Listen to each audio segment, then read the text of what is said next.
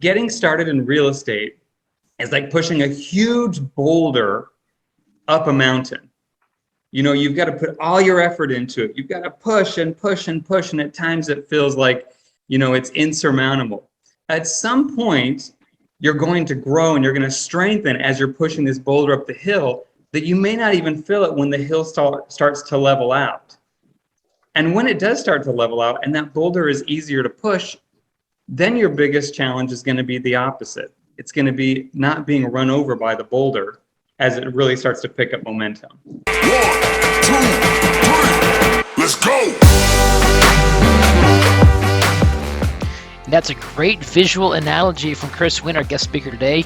Welcome back. My name is Rick Bosley. I'm your host for the Coaching Advantage podcast. This podcast is intended for real estate agents launching your career, growing your career, or other entrepreneurs who are looking to build your business. This is Chris Winn. He's one of the top single agents in Central Florida, Orlando area. I had the privilege of working with him as his team leader for about 4 years, the Waterford Lakes office. He continues to do so. Here's the great thing about Chris. I refer to him as the Chick-fil-A of realtors. He shuts his phone down at 6 p.m. He takes Sundays off and never works with clients on Sundays, yet continuously sells 50, 60, 70 homes a year by himself as a solo agent.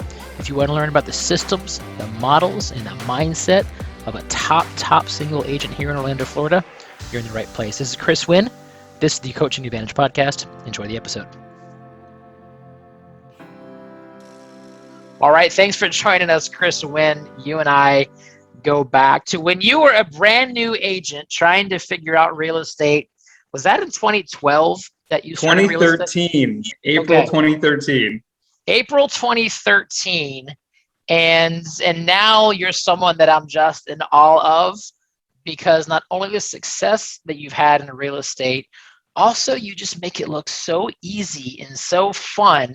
And I don't think you've aged in the last 8 years. And normal realtors who've been selling real estate for the last 8 years have gone like dog years in terms of aging. Yet you stay young, you stay vibrant, and you're making it look easy. So thanks for joining us here for these 30 minutes. It's all illusion. It's all illusion. Then we're going to talk about that. Before we get into the tactics and the mindset, talk to us a little bit about who you are. And I know you're one of the most humble people that I've met. So take that humble pie, put it to the side, brag about yourself real quick of why you're so elite in this game of real estate. Well, I don't know about elite. I've always told you, Rick, I'm just a worker bee. Yeah. In fact, I remember when my trajectory started on a much higher plane. A couple of years into things, you said, "Oh, you need to start looking at your 7 levels, and you need to get your assistant. You need to do this." And as the team leader at the time, you were kind of doing your job, which was to guide me into building my business. And my response over and over again was, "Hey, I'm a worker bee. I want to be on the ground floor running. I don't want to supervise." So I've kind of built my business being off of a single agent over, I guess, the last 8.5 years at this point. And I don't like to talk about myself too much, but I guess just so that people who haven't met me before know, I've been the top single agent in the Waterford office for the last few years. And I do anywhere between about 50 and 70 transactions a year as a single agent. So that's all you're going to get from me with putting the humble pie aside. But I'll answer any question you have for me, honestly. So Chris, you started in April. Your background was education. You were a teacher previously. High school teacher. How do you think that translated, both good and bad in terms of your success in real estate? Well, really, I tell clients all the time, when they say, "Hey, I knew you when you were a teacher," because a lot of times I'll get, past teachers that I taught with, or even some of my students, because I taught high school. And now those students are well into their 30s and becoming first-time home buyers. And they're asked, they say, "Hey, why is it that you seem to be doing so well in real estate?" And for me, as I've thought about it over the years, I think it just has to do with organization and systems. So as a high school teacher, I taught 4 different preps or 4 different classes a day. That means I was, preparing for 4 different subject areas each day in the 7-period class day. So I always had to have kind of systems for what would work with each class that I was teaching. So what I was able to do was kind of transition some of my previous job skills into real estate. And one of the things that I think has really become my core is just knowing what everybody's doing at any moment. And I mean that with transactions, but I also mean that with past clients, and I mean that with future clients. So I guess one of the things that I can, jump into first of all is, what do I do on a daily basis? Is that a question that might be helpful for some? Let's start there, because you said some of my favorite words, which is organizations and systems, which sounds contradictory to a high D and high I. Yet I know that is what's going to move you out of chaos and into systematic return. So yeah, let's start with in the day in the life of, because before you came on, we asked our agents how many of them feel like they're just in a rhythm, and when they wake up, they just do the same things over and over again, as opposed to always in a form of chaos. Tell me, what's a day in the life of for an agent that does give or take 60 units a year? So first thing, as I'm getting up, but even before I get out of bed, I'm checking my email. And part of the reason for that is because I set some standards with my customers. Some, straightforward that I tell them, others that they kind of see as the process goes. And one of those things is I take time for me. And that's probably most important, because in the early days, I was doing open houses every single Saturday and Sunday and knocking doors. This was pre-COVID, of course, when people would actually open the door to a stranger, but knocking doors for hours on end. And I was out there working a good solid at least 8 hours a day, and 7 days a week. And after a while, I started to feel a little burnt out, and it was because I wasn't taking time for myself. So I actually set my work hours to finish work by 6 p.m. every day. And I have auto texts that go onto my phone at 6 p.m. automatically, and I change my voicemail greeting to say my office is closed. Now, is that to say that I don't respond to emails or don't respond to urgent text message after hours? No, not at all. Sometimes things, do have to take place after hours. But I also don't take appointments on Sundays. And I know everybody out there's thinking, oh, well, that's because he does 50 to 70 transactions a year. I started doing this after my first year in real estate because I needed time for me. I want to push pause there for a second, because I don't know, probably a year ago, I asked you a question. I gave you a call, and I got that automatic. It was like 6:15. You're like, oh, this is Chris, and my office is closed. Please leave me a message, and I'll call you tomorrow. I was like, come on, man. So I shot you a text real quick. I was like, hey, quick question. And then before I even push submit, auto reply. I'm like, that son of a gun. And I was so impressed because you had this system in place to create the boundaries. And I like what you said of the caveat. Doesn't mean you ignore every text and voicemail. No. However, you have the right to do it because you've already given them the expectation that says, I'll call you tomorrow. We did talk at like 6:30 that night because I kind of connived my way in and kept texting you, and you just laughed and going, seriously, it's my boundaries. And I respected that. I felt sorry for you. I'll take the pity call. I don't care. I'm good for that. Just kidding. And if I recall, I respected that boundary. I was like, you know what? I'll call you tomorrow. And it wasn't urgent at that night. And it was convenient for me to call, and most people would have taken it. But if it's not convenient for you, set that boundary. You said you did it after year one. So it's almost the cart and the horse. It's easy to take time off when you're doing 68 closings, but how do you do 60 closings while taking time off? As you said, I'm like, you're kind of the Chick-fil-A of realtors.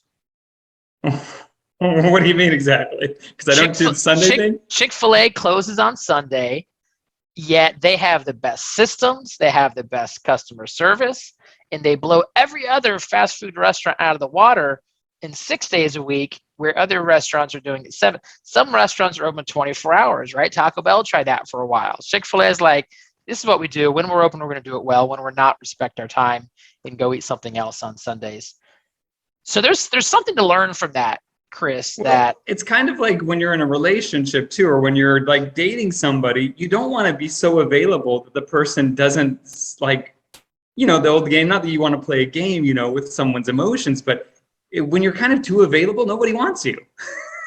So you have a little bit of scarcity as well of going, that I want what I can't have, so I'm going to wait and give them a call first thing the next morning. Are you using a certain app or certain program that if someone else wanted to implement this, or are you just going straight to your Droid or your Apple phone and creating whatever system there? Well, I found things that work, because one thing that you'll also know about me, and Rick knows this as well, is I'm a cheapskate. I don't like to spend money on things just to spend money on things. So my app is actually a free app. I'm an Android user, so I don't know if this app is available for iPhone users, but it's basically called auto reply. So I typed into the Google App Store, again, years ago, what kind of app, can do an auto reply. And I just downloaded it for free. And it lets you set the times and the dates and what the message is and kind of go from there.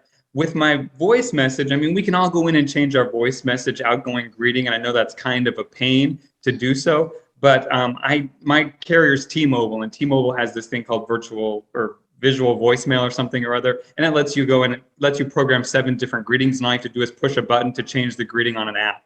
So I don't know if other providers have that as well, but it might be something to look into because I didn't pay for either one of those things, but it helps to set boundaries. Right. And going back to what you said before is I probably have lost some business because I'm not available for a client to call me at 9 p.m. at night.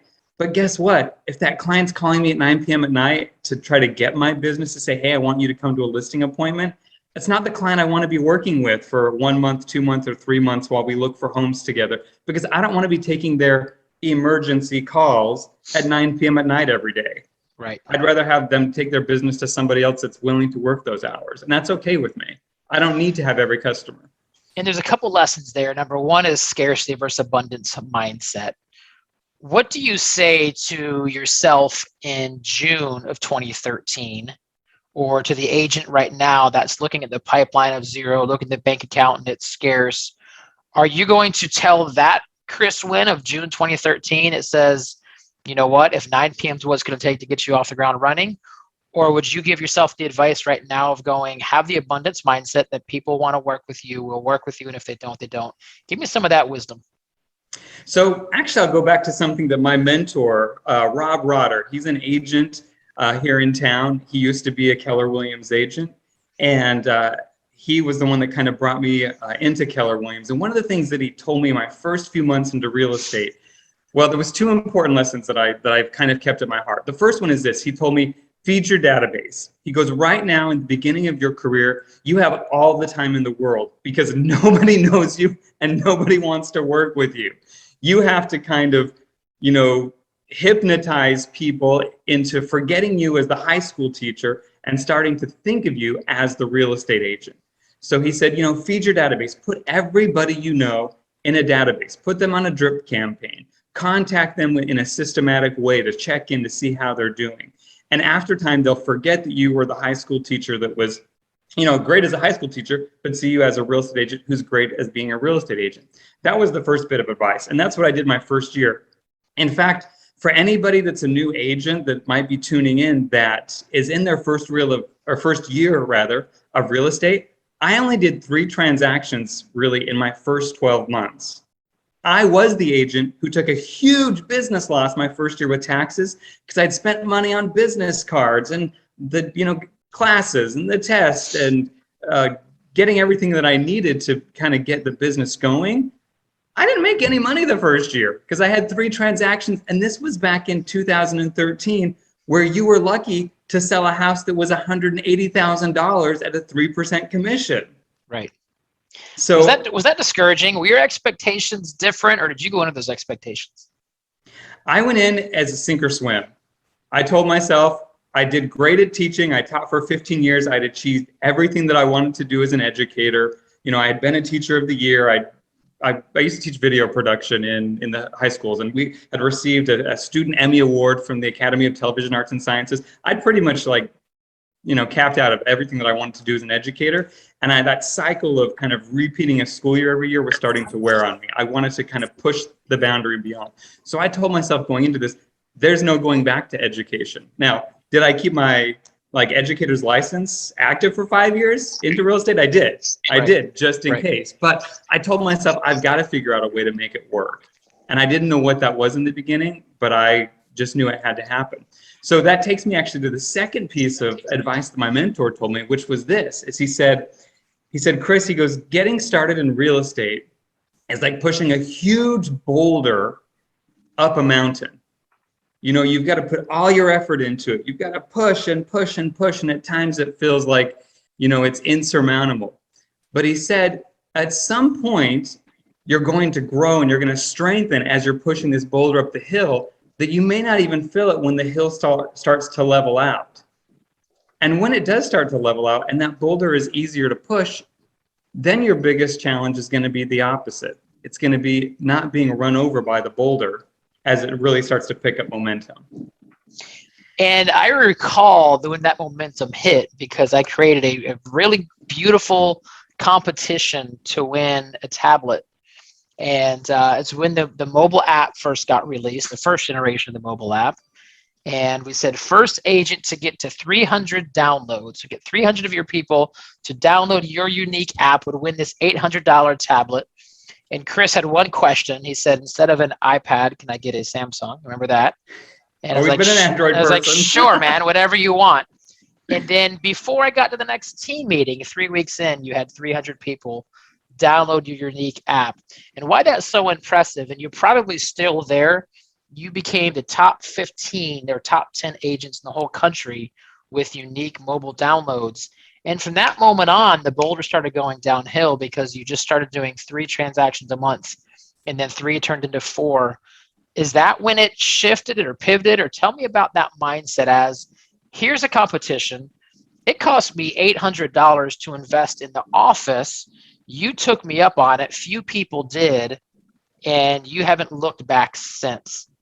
And this is about you just taking the opportunity to go have a value proposition and feed your database with it. Take me back to that first quarter of 2014 of kind of that mindset. And I think you're exactly right with what you said is, I mean, luckily being a Keller Williams agent, we have so many great tech tools at our disposal. You know, even before Command, we had eEdge. We were one of the first companies to be able to have agent branded apps. And I remember with your competition, I thought, well, what's a way that I can reach a lot of people and at least do 2 things. One, get myself a free tablet, which I still have and still use, and it's extremely slow and needs to be replaced. But like I said before, I'm very cheap. So next competition, let me know and I'm in. You're in. I don't know. I'm going to make you hedge your bet. But you only get to start like 3 weeks later.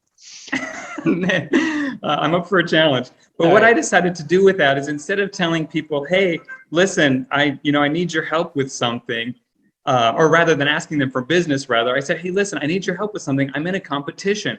And it really is just about like downloading, this app to your phone. And of course, this was 8 years ago. So it was very interesting to have someone have their own branded app. So people, of course, were wanting to check into it because who doesn't want to see what homes are nearby, their own home that are for sale. But for me, what that kind of opened my eyes to is, wow, people are willing to help out, which is, kind of similar when we're asking people for referrals. And I just needed to figure out a way to make that something that I would be comfortable with if someone was reaching out to me. And that's where I really started to find out what is it that makes Chris Winn, work the way he does. And I know Rick's going to hate me for saying this. I can edit it afterward if I want to. So you say you probably will. I'm not a scripts person when it comes to traditional scripts and role play. So what I'm saying to everybody out there, I don't see anybody clapping or cheering, so I guess maybe I've hit a nerve here.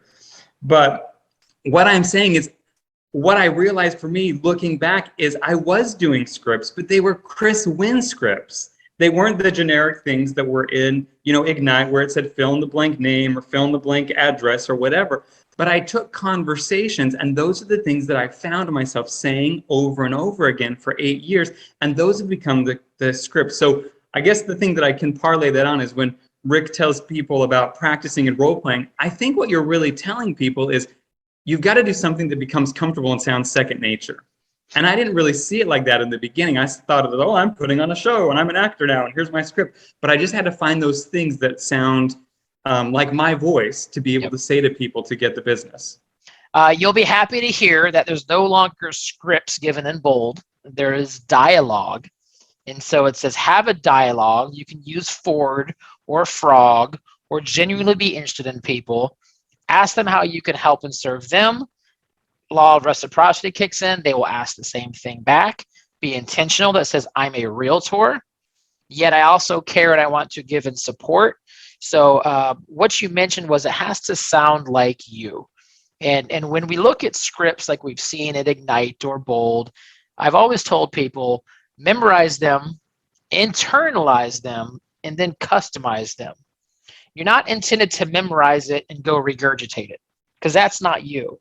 It's read it, understand what you're reading with, what are we actually saying with this, and then customize it so it's you, because you have scripts. And I imagine every time someone says how's the market, you've got the canned response.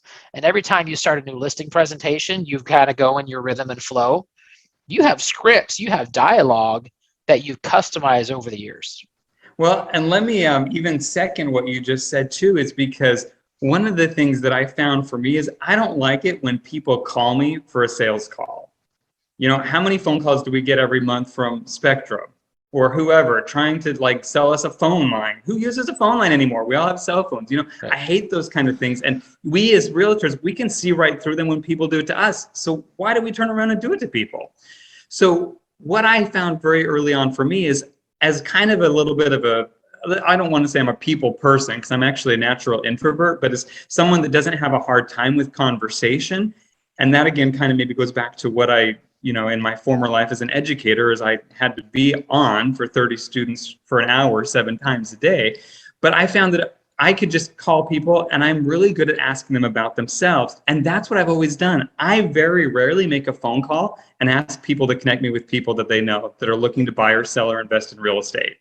Yet it happens organically. So let's talk some numbers real quick if you know them.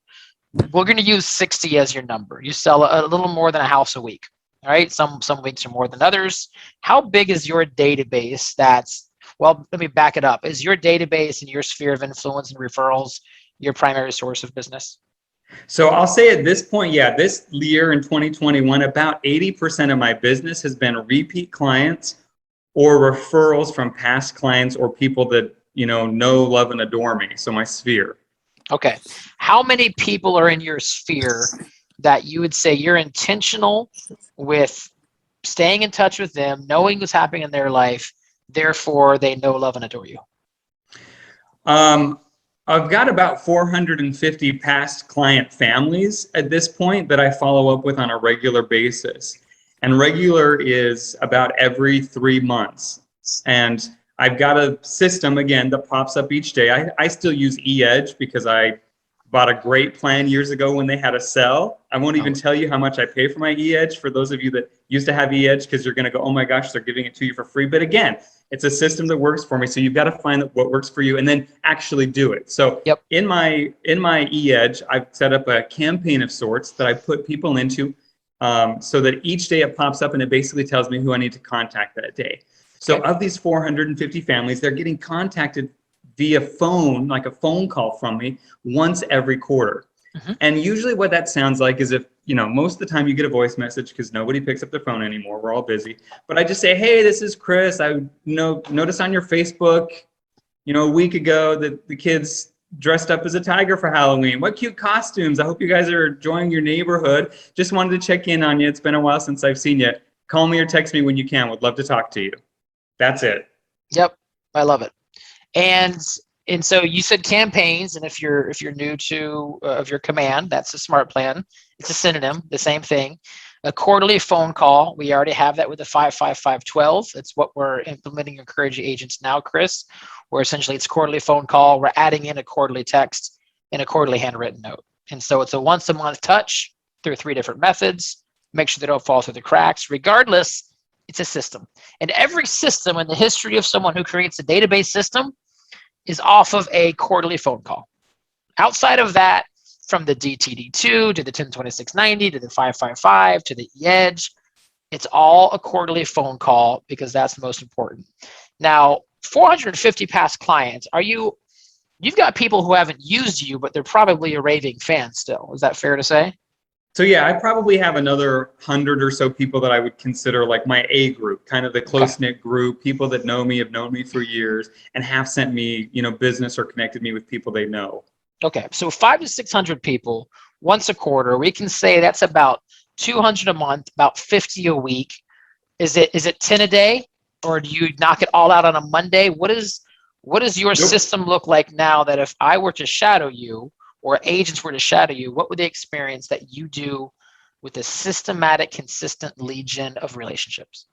Yeah, it's a few a day. And again, the system, when I put the people into the campaign, I scattered it. So it would take basically a quarter to get through everybody. I don't want to have everybody kind of hit on a Monday and feel overwhelmed. So it's easy to make, let's say, 5 to 8 phone calls to past clients or to people that you know, people that you worked with at previous jobs, friends, even Facebook friends, people that you might have met through other people. These are all people that should be in some kind of a campaign, because it doesn't hurt to call somebody and just ask how they're doing.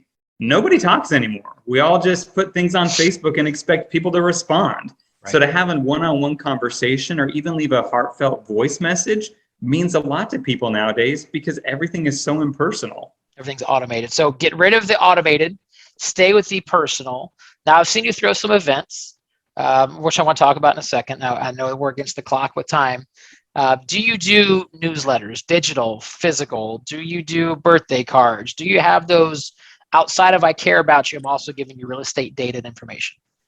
So I do have some email campaigns, and all of my past clients are on an email campaign where they get one email from me a month. And again, usually it's real estate related, just to kind of remind them that, hey, Chris is your favorite realtor and he still knows his stuff. So, once in a while it's a holiday thing. Like for November, I'm not going to send anything about the market. I'm just going to send a happy Thanksgiving, and then in December, it'll be happy holidays.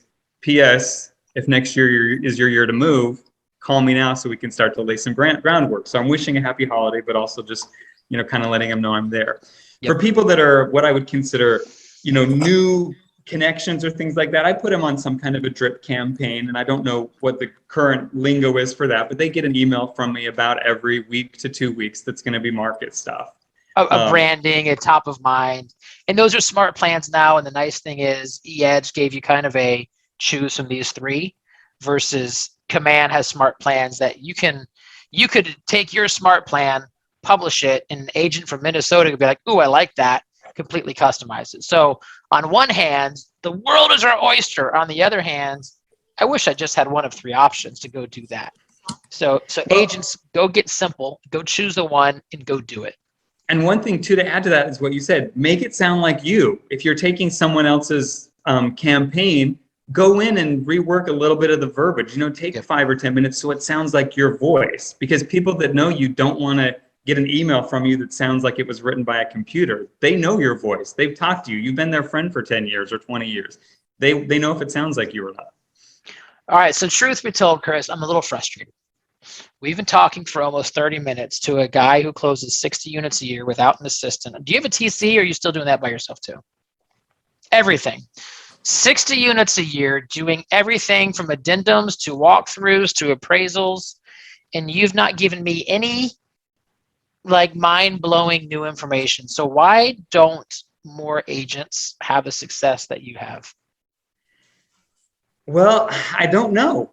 It's kind of mind-boggling, because to me it seems second nature and pretty easy. But I think the secret is get up and go to work. You have to work. You can't. People ask me all the time, oh, Chris, can I do a lunch date? Chris, can I do coffee? No, I've got a job to do. I'm not out, maybe it's a customer that would make sense to go to a coffee date with, but when, other agents call me and want to go do lunch, I don't have time for that. I need to be working at least 8 to 10 hours today. Yeah. And me going to lunch with that agent's not going to get me business. So, and Rick, you could probably tell a funnier story about how it was to get me on this phone call today, but I was going to bring it up, and it was via text, and I'd love to do this, Chris, and you've got such a great story. And he replies that you get me once a year, choose wisely, smiley face emoji. And my response was, I love how you delivered that with a smile, but you are dead serious. That if I ask you for a favor next August, you're going to go, nope, it's not been a year. You get me once a year. And I love that you respect your time enough, because if you say yes to every agent who wants a lunch date, that means you're working till 8 p.m. and not creating your balance that you need in your life to keep you going. You just left with a headache remedy. I'm going to mute whoever's unmuted here. So get up, go to work, follow a system, do it with a smile, actually care. You've got 450 past clients. You do some events. The most recent one I saw was you just said, come meet me at your local Bed Bath Beyond, and I'll give you a shopping spree. That's a pretty cool event. Give us the quick cliff notes on that. I want to know how you found out about that. Man, I Facebook stalk you. You've got a good Facebook presence. So Yeah, so once a year I hold an annual client appreciation event, usually in the springtime, because I feel like that's a great time for me to do it to rev up some summer business when the market usually is pretty busy. And I invite all my past clients out and I send them a little postcard from Vistaprint or something.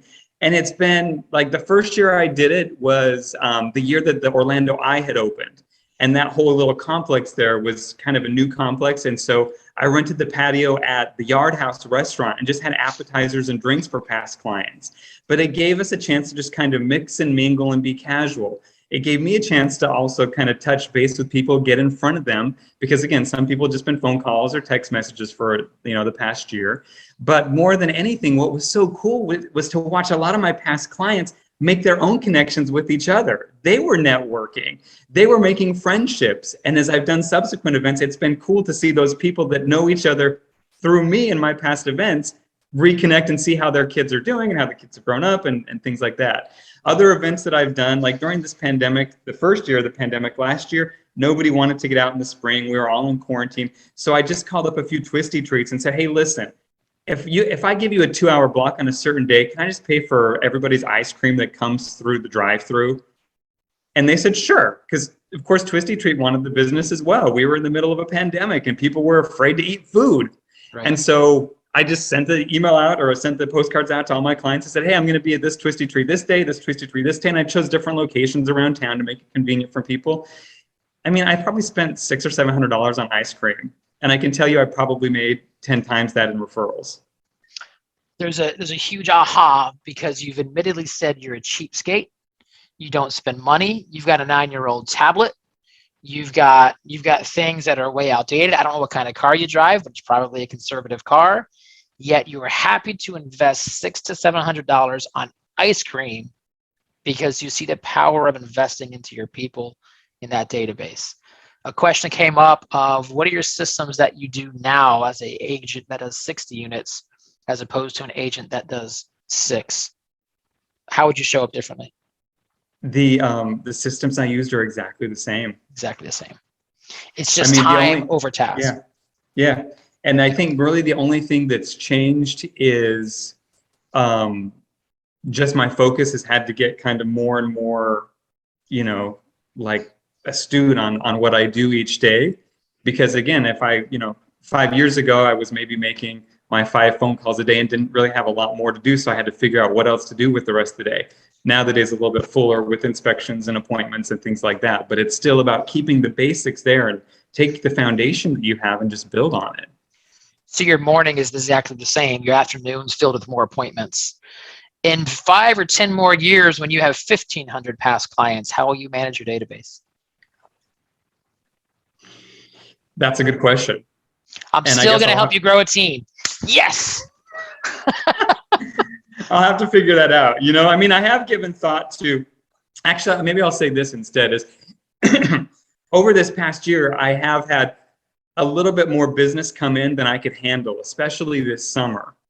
And because of the time constraints of making sure that I had a balanced life of not only work, but also time for Chris and personal life and, and family relationships and things like that, a lot of times I've had to refer out business. So in a way, I've kind of been starting a small foundation of a team, which is I've referred out some business to agents that I trust. Yep. And I think I've probably, through them, closed about 10 transactions this year, that resulted in a referral fee back to me just because I didn't have the time to work with them. They were buyers that I just didn't have time to, this summer go look at 30 houses and write 29 offers and try to get something accepted. Right.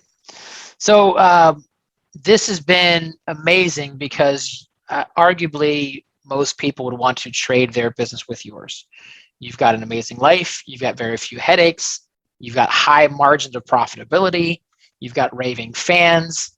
And it's by doing the little things every day. What's a question I have failed to ask or wisdom you would like to portray out to everybody else who listens to this right now, no matter what stage of their career they're in? What's some wisdom that you can share with us here as we close out? Be consistent as you work. You have to go to work every day and you've got to put in a full 8 hours at least doing your job. Be nice because people like working with people that are nice. And then just be effective, be someone that people can count on, because if you've kind of been a hero to the people that you helped buy or sell a house because you were on top of things with their inspection and getting them everything that needed to be signed and showing up, at their closing and celebrating with them, and then keeping in touch with them after, you'll build a great foundation for a business for years to come. Great stuff. I love it. I appreciate it. And I'm happy with my half hour per year that I just got because I know you're impacting a lot of lives if they will listen and take action. So Chris, congrats, man. Keep it up. Excited. Every time I see you, I'm just excited to talk to you more and more and to learn that there's no magic bullet that you've discovered. It's still the same stuff that's been same old. And for everybody on the Zoom call today or listening to this through the podcast, believe that it can happen, because it can. This isn't, again, I didn't go into real estate thinking that I was going to be, the next person on Bravo's, top listing or whatever. I just went in with the mindset of, hey, I'm going to help people. And as long as I make more money than I did as a teacher, I'm winning. Yeah. Good for you, man. Great stuff. Keep it up. Congrats. And congrats to you for another episode in, although that one was easy to listen to. Man, was that full of content. Thank you again to Chris Winn, top realtor in Orlando. And Chris is a former teacher. Being a top teacher in the Orange County area, he took his models, principles, mindset, and systems of organization, making sure that everyone feels special, having a great experience for everybody, and applied those same principles to real estate. If you're looking to build a powerful business with amazing life-work balance, structure, systems, this episode was for you. If you liked it, we do have some bonus material because he stayed online for a little bit and the information was too good to just delete off. So stick around for an extra 10 or 15 minutes of bonus material from Chris. And if this is enough, hey, that's okay too. Thanks again for listening. If you liked the episode, let us know that. Drop us a comment, share it with a friend, and subscribe for the next episode. Again, I'm Rick Bosley. This is the Coaching Advantage. Thanks for listening. Go ahead, Karen. What I like that Chris said is which is kind of like what I'm dealing with. So I'm my first year in real estate, and I've had a lot of successes, and I put a lot of pressure on myself because I want to do good. And one thing, the main thing that I got out of what you spoke about today is that I can do this, which is something you tell yourself all the time, but put in that full 8-hour day, keep yourself organized, because there's days where I see that I'm like, whoa, I could do this, I could do this all by myself. And there's other days where I feel a little overwhelmed, but I just needed to hear that today because I had a crazy weekend. I didn't have a weekend. I was in my car from morning to night and coming off a vacation, Rick knows. And so it was just just overwhelmed, but I know I'm going to have those days and it's not always going to be like that. So yeah. So thanks, Chris. Of course. And like I said, keep at it. It's just about consistency and it's not going to be perfect. There's a reason work is called work. It can be fun while you do it, but it's still work. No doubt. Love your energy. Love that you're a single agent. Nancy, why you wrote single agent? What about that, Nancy, made you write that? I don't know if you're on line or Zoom, but talk to me a little bit, Nancy. On. Yes, well, usually we hear from people that have all these teams and they do all these events and, I'm a single agent, so I can relate. Thank you. I can do this. You're still closing a lot of transactions, so that gives me a lot of, I feel good. Yeah, I love it. All right, overtime question, because Francis brought up a good point.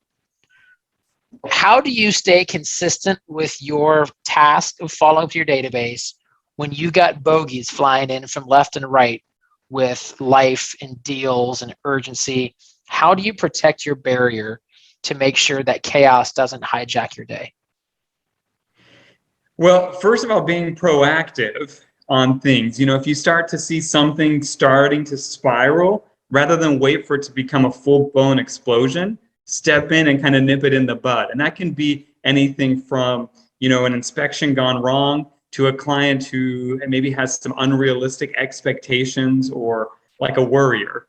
And this is maybe one example where I had a client that was very much a worrier. I had her house listed. She hadn't sold a house, ever before. And it was the family house. It was her parents' house before her. And she was a little bit of a worrier. And of course, she contacted me at 6:45 after hours one day. I think it was on a Saturday. And since I don't even really do things on Sunday, I thought, okay, if I make this wait until Monday, she's going to be a basket case by the time I finally get a hold of her. So it was worth it for me to give her a call that same evening and just say, hey, wanted to check in. I can tell you've got some concerns. Maybe you're a little bit worried. I kind of just talk her off the ledge a little bit so that she could sleep peacefully that weekend, because that way I could sleep peacefully that weekend because I wouldn't know I'm having to eat the frog on Monday. And the other subliminal message you've shared with us is you pick up the phone. A lot of people might have texted back all evening and all weekend. You pick up the phone, you talk them off the ledge, you let them vent it out. And I imagine most of your conversations are over the phone, not via text, not via email. Am I accurate in that? A lot, yeah. And that's the thing is, I think in this world, and I know, what does it say? Like, boomers like phone calls, Gen X likes emails, and millennials like text messages. So much in tone gets lost in the written word. People sometimes just need to know that the world's going to be okay and we're going to get through this. And you can't say that in a text and have it actually mean something. Yeah. And I know that we're way over time. I want to make sure I put that back in the podcast somehow. You're a high school teacher. Period 1, starts, stops. Period 2, start, stops. Period 3, planning, start, stops. Period 4, start, stops. Is your real estate schedule like that as well? Transaction, start, stop. Follow up, start, stop. It's not quite that strict as far as time blocking, because I've had to, again, being a single agent, I have to realize that there's fluidity in my schedule every day to get done with things. But for example, if I have a busy morning because I've got a listing appointment at 9 and then an inspection after that, my follow-up in my database and checking in on things happens in the afternoon, but it happens before the workday ends. It doesn't get put off to the next day. So those 5 or 8 people that I'm supposed to call to follow up with, it may not be first thing in the morning, but it gets done before dinner. If you must erase, you must replace. It's a daily habit that doesn't accumulate to become one big weekly habit that then ends up just being put in the back burner, and now you miss those week's calls. Good stuff. Exactly. All right, man. Hey, I appreciate you a million times over. Emily's going to ask if she can have also 30 minutes. So that's between you and Emily. Okay, I've got to go. Talk to you later. Goodbye. Goodbye. All right. Hey, man, appreciate you. Have a great one.